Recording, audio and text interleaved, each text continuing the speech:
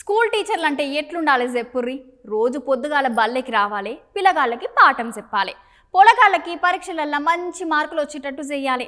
అంతేకాని ఇక్కడ ఒక సారు ఏం చేసిండో తెలిస్తే మీరైతే మస్తు గరమవుతారు సార్ మీద. గా సార్ ఏం చేసిండో మీరు ఓ మలక చూడుండ్రి.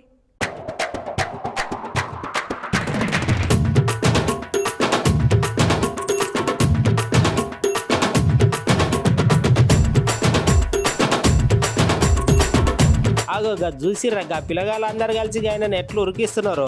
గట్ల కొడుతున్నది ఎవరిని అనుకుంటుర్రా? దొంగ అనుకున్నారా ఏంది? కొంపదీసి కాళ్ళ గట్ల బండి మీద వచ్చిన ఆయన గా బడి పిల్లగాళ్ళ సార్ అంట.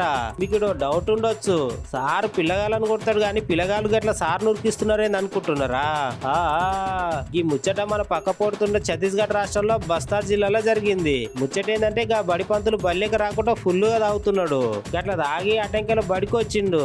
గట్ల తాగి పిల్లగాళ్ళని సుత మస్తు మాటలు అనుకుంటా మస్తు తిట్టిండట. ఇక చూసి విసిగిపోయిన పిల్లలు మళ్ళా రోజుగా పంతులు గట్ల తాగి రాగానే ఇట్లా పరుగులు పెట్టిచ్చిర్రు.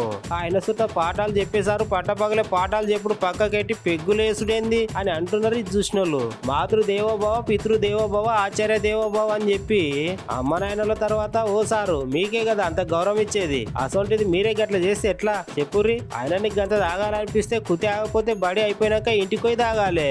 అంతేగాని చదువు చెప్తానికి వచ్చే ముందు పిల్లల ముందే ఇట్లా తాగి ఇజ్జత్ తీసుకునేటని చెప్పు. చూసినావా ఇంకా పిల్లల ముందు ఉన్న ఇజ్జత్ గిన్నవా? పిల్లగాళ్ళు మంచి పని చేసిర్రు. ఇట్లా చేస్తేనే ఇంకోళ్ళకి బుద్ధి వస్తుందని ఈ చూసినోళ్ళు ఫుల్ గా తిడుతున్నారు. నిజమే కదా మరి. సర్కారు జీతాలు ఇచ్చేది ఎందుకు? కూరగాయలకు పాఠాలు పక్కకెట్టి పెగ్గులేస్తానికే చెప్పుర్రి? కాదు కదా.